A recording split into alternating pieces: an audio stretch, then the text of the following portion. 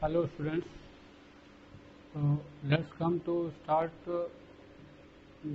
physics of class 12 CBSE board, and we have going to start now today Ohm's law.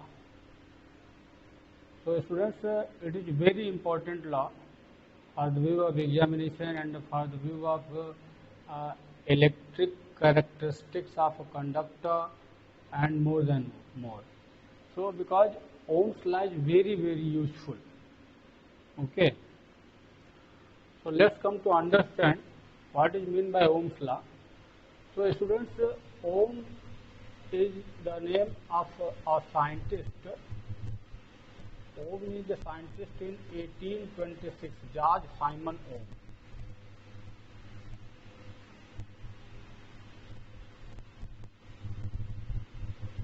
ये 1826 में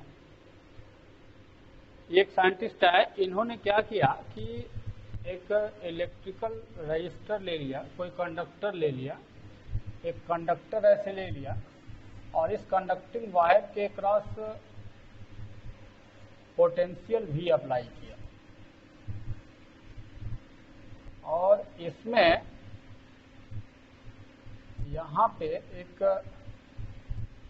ammeter apply कर दिया जो current measure करेगा और यहाँ एक पोटेंशियल है जो कि V, इसके क्रॉस एक वोल्टमीटर लगा दिया, ये पोटेंशियल मेजर करेगा।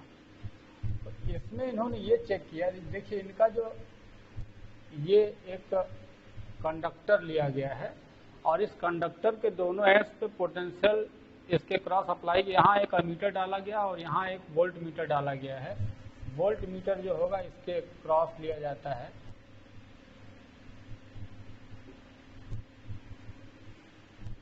जो कि इसका पोटेंशियल मेजर करेगा, ये वोल्ट मीटर डाला गया, ठीक है। अब इन्होंने ये देखा कि इसके क्रॉस जो पोटेंशियल अप्लाई हुआ था और करंट कितना मेजर कर रहा है, मान लीजिए कि इसके थ्रू करंट जो अप्लाई हो रहा है वो I है, यानी कि जब पोटेंशियल अप्लाई करेंगे तो करंट फ्लो होगा। लेकिन इन्होंने ये देखा कि जैसे जैसे पोटेंशियल इंक्रीज कर रहे थे, यानी कि पोटेंशियल जैसे जैसे इंक्रीज कर रहे थे उसी रेशियो में करंट भी इंक्रीज कर रहा था। इट मीन्स कि पोटेंशियल भी is directly proportional to current I।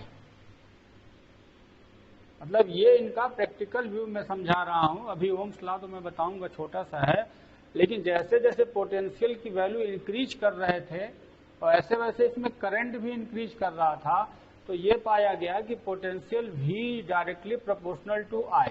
लेकिन ये ध्यान रखिएगा कि ये तभी तक पाया गया कि व्हेन या वेयर एक यहाँ पे कंडीशन उन्होंने देखा कि वेयर द फिजिकल स्टेटस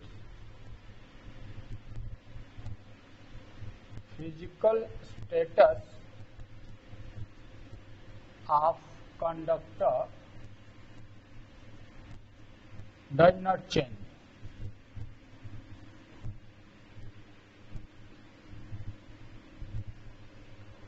ये कंडीशन है, ये इसी कंडीशन में पाया गया। मतलब कि पोटेंशियल करंट के प्रोपोर्शनल तभी था जब physical status of conductor constant होना चाहिए।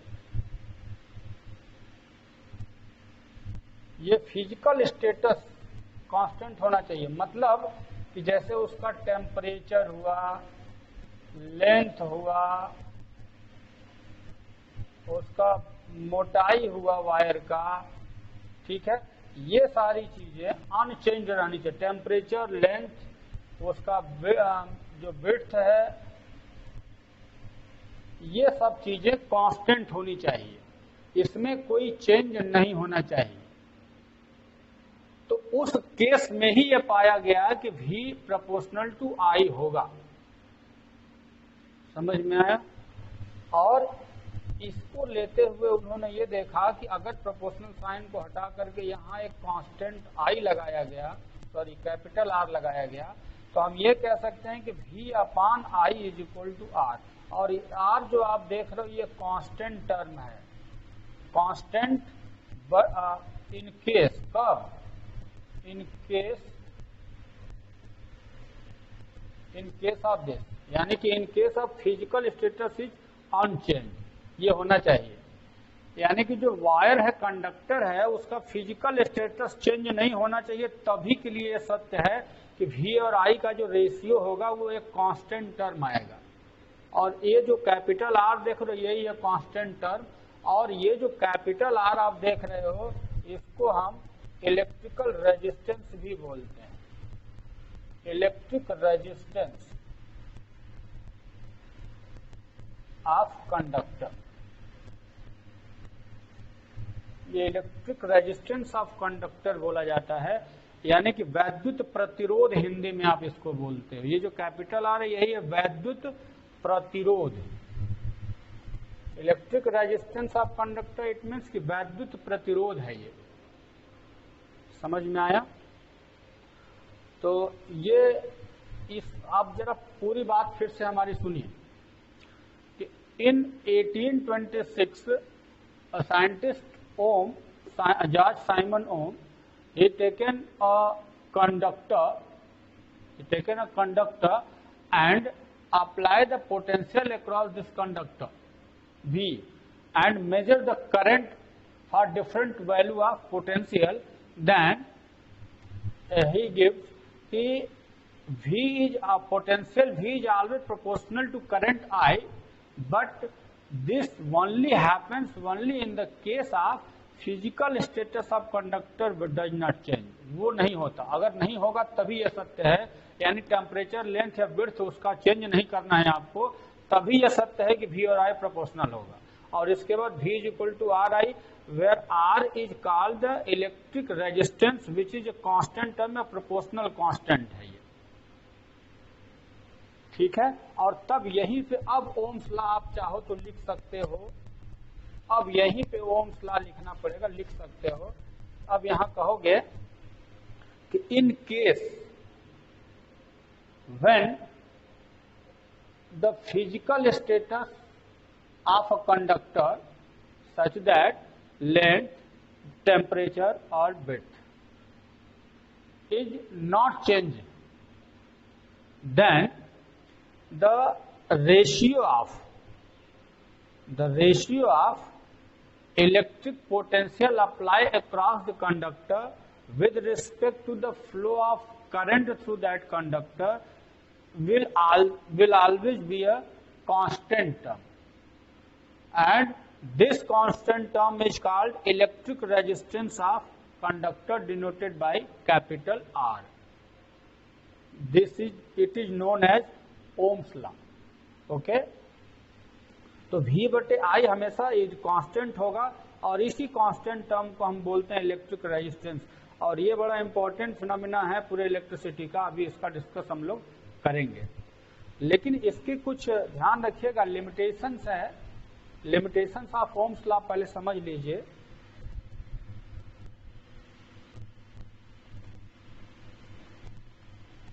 लिमिटेशंस ऑफ ओम्स लॉ, इसमें फर्स्ट पहले ध्यान दीजिए, पहली बात कि ये केवल और केवल मेटेलिक कंडक्टर के लिए ही ट्रू है, true for only metallic conductor. ये केवल मेटेलिक कंडक्टर के लिए ही ट्रू है, धातुओं के लिए ही ट्रू है, बाकी के लिए नहीं, क्योंकि ये यूनिवर्सल लॉ नहीं है। दूसरी बात लिख सकते हैं, this is not an universal law.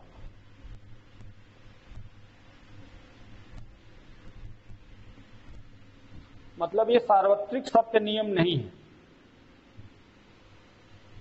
ये सार्वत्रिक नियम नहीं है कि सबके लिए लागू होता है, ये केवल मेटेलिक कंडक्टर के लिए ही ट्रू है, ये ध्यान रखेंगे।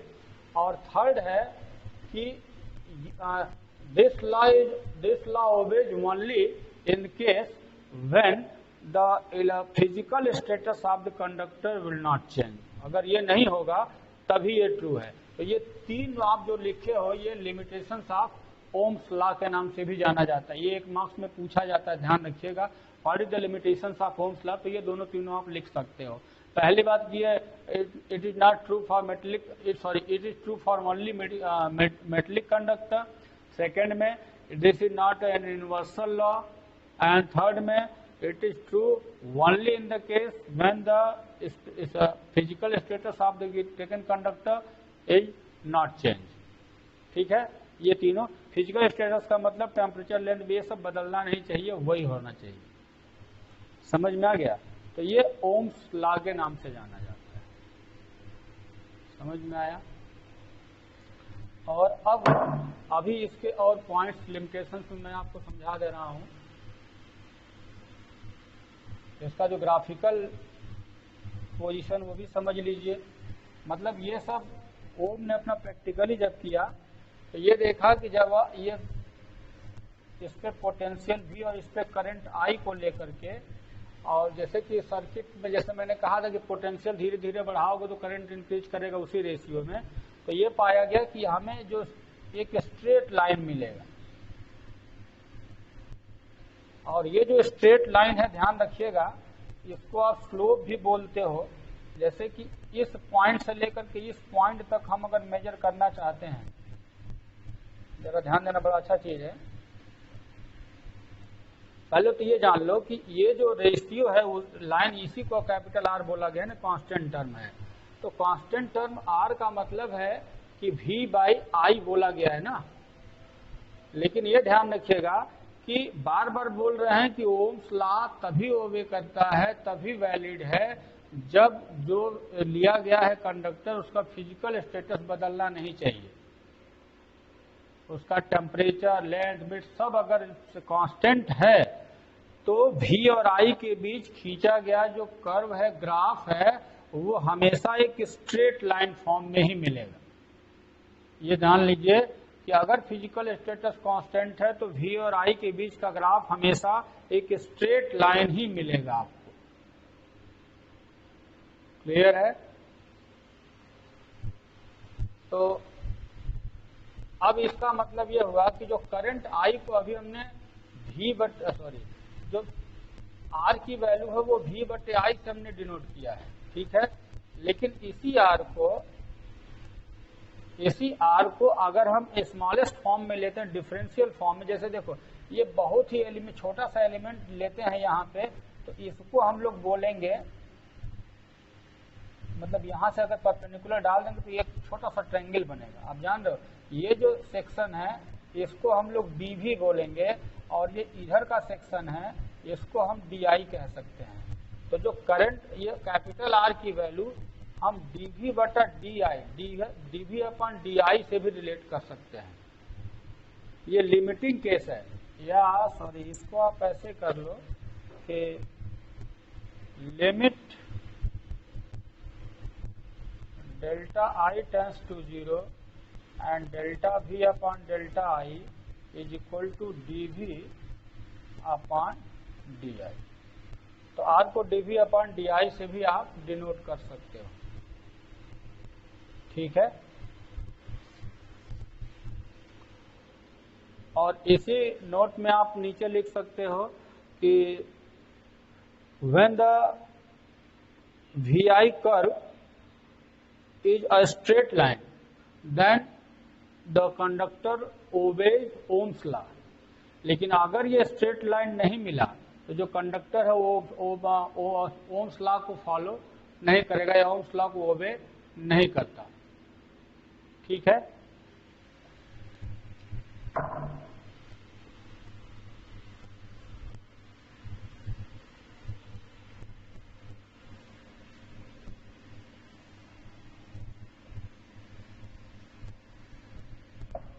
अब इसको जैसे लिमिटेशंस ऑफ, जैसे मैंने बताया था कि लिमिटेशंस ऑफ ओम्स लॉ में, तो अभी एक होता ohmic and non ohmic conductor.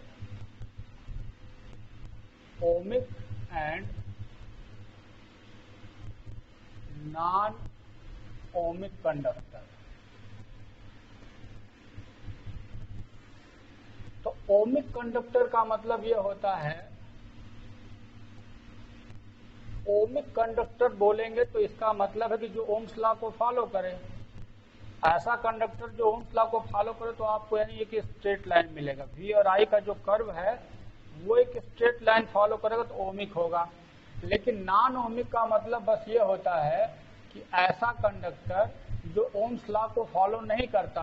तो नॉन ओमिक में जैसे मान लीजिए यहाँ पे एक टार्च के बल्ब के बारे में ऐसे ग्राफ, यानी कि V और I का जो कर्व एक टार्च के बल्ब का लोगे, ये टॉर्च बल्ब है,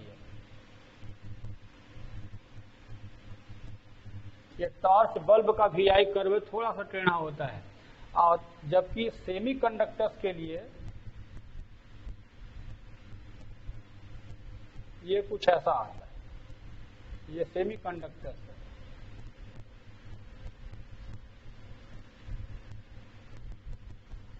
ये VI कर्व जो है सेमी कंडक्टर्स के लिए होता है।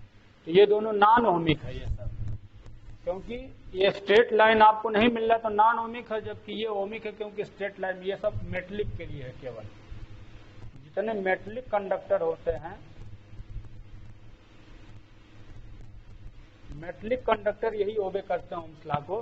बाकी जितने हैं सब नॉन ओमिक एक प्रकार से माने, क्योंकि ओम्स लॉ को ओबे नहीं करता। जैसे टार्च का बल्ब में आप कहोगे सर ये स्ट्रेट लाइन होकर के तिरछा क्यों हो रहा है, तो भाई देखो ओम ने पहले ही बोल दिया अपने कंडीशन में कि मेरा नियम तभी सत्य है जब फिजिकल स्टेटस कांस्टेंट होगा।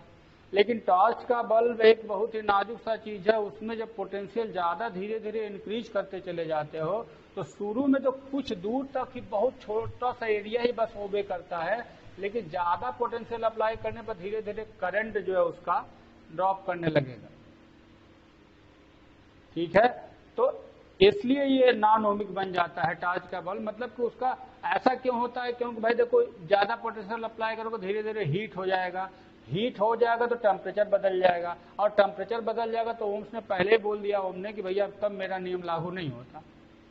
तो इसलिए टेम्परेचर भी चेंज नहीं होना चाहिए, यही सबसे मेन मैटर है ओम्स लॉ में। इसलिए ओम के नियम को फॉलो करने के लिए बड़ा ही लिमिटिंग कंडीशन है। ठीक है,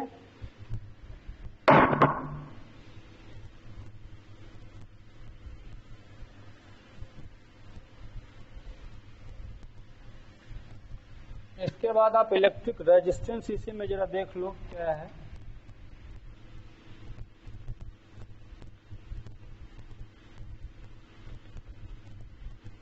इलेक्ट्रिक रेजिस्टेंस में आपने देखा कि electric resistance is the ratio of potential across the conductor in with respect to current is called electric resistance denoted by capital R. This is the electric resistance.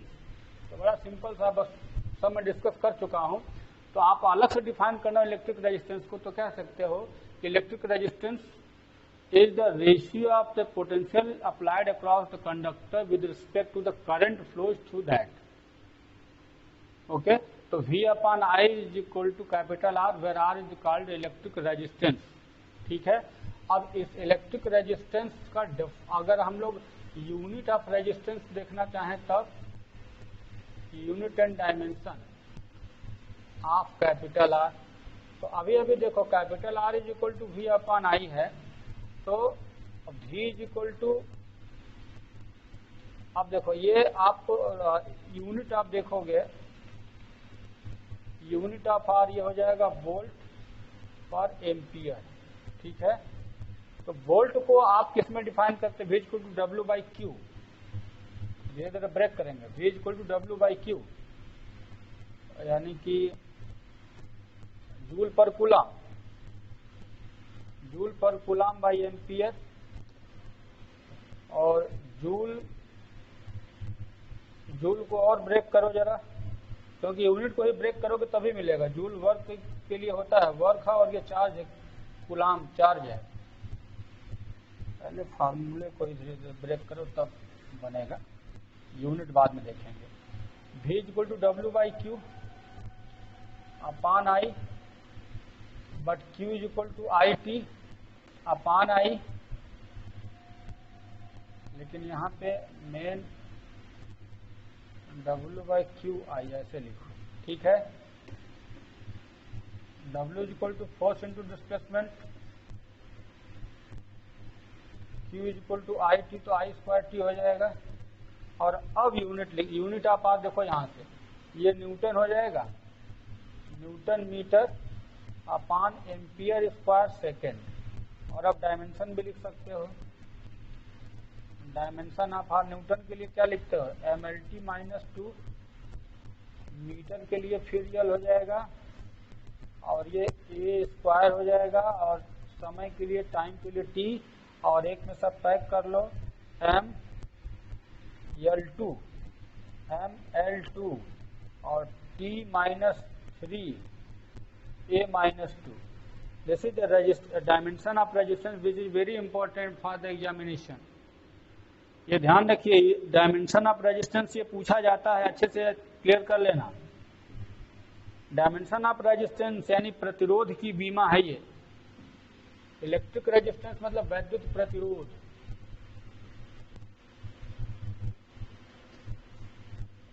ये वैद्युत प्रतिरोध को व्यक्त करता है, capital R.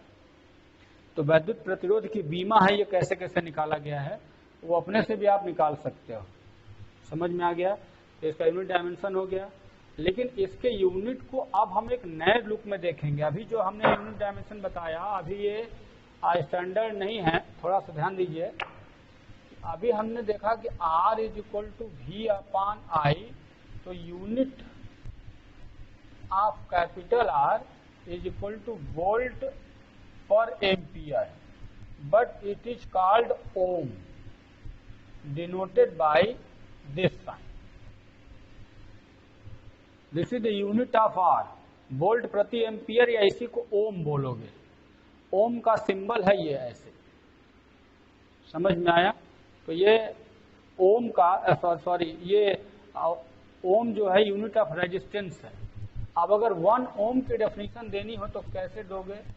1 ohm is equal to 1 volt by 1 ampere. तो आप कैसे कह सकते हो कि when to flow the 1 ampere of current across the wire, it is required only 1 volt of potential, then the electric resistance of that conductor is 1 ohm। यानी 1 ampere current flow करने के लिए अगर 1 वोल्ट का पोटेंशियल अप्लाई करना पड़े, तब माना जाएगा कि उस कंडक्टर का रेजिस्टेंस 1 ओम है। समझ गए? तो 1 ओम का डेफिनेशन भी आप यहां पे दे सकते हो, वो ओम का सिंबल है।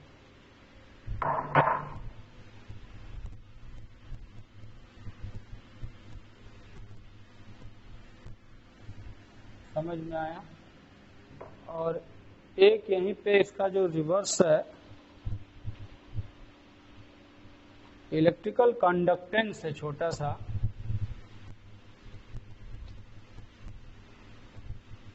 Electrical conductance.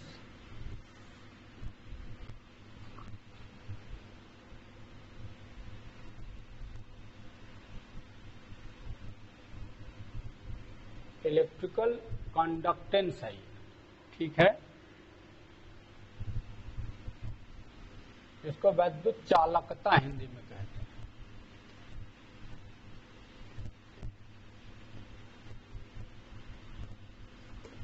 वैद्युत चालकता हिंदी में कहते हैं। तो वैद्युत चालकता को ऐसे हम लोग कैपिटल G से डिनोट करते हैं, और ये केवल 1/R, मतलब कि reciprocal of electric resistance is called electrical conductance of the conductor. Simply आप डिफाइन कर सकते हो कि the reciprocal of electric resistance of a conductor is called electrical conductance of that conductor. It is denoted by capital G and G is equal to 1 by capital R. So unit कितना हो जाएगा? Unit of G is equal to, इसको mho बोलते हैं, और इसका symbol ऐसे लिखोगे, और इसी को ऐसे भी डिनोट किया जाता है, प्रति ओम या महो। इसको उल्टा कर दोगे तो ये महो हो गया है, ये भी उल्टा हो गया तो यूनिट भी उसका उल्टा हो गया। ओम को महो बोलती है। जैसे ऐसे लिखो OHM तो उल्टा लिखोगे MHO, महो। तो इसका यूनिट महो होता है। तो इसी के अकॉर्डिंग उसका जो आप डायमेंशन निकाले थे वो भी पलट लेना। केवल आर का डायमेंशन यूनिट सब याद रखोगे तो कंडक्टेंस का यूनिट डायमेंशन सब आप निकाल सकते हो ऑलरेडी। ठीक है, तो इस टॉपिक में अभी फिलहाल इतना ही। अभी ओम्स लॉ को डिस्कस करने के लिए हम लोग अभी और अगले वीडियो में, नेक्स्ट वीडियो में कुछ और देखेंगे। ओके, तब तक के लिए थैंक यू।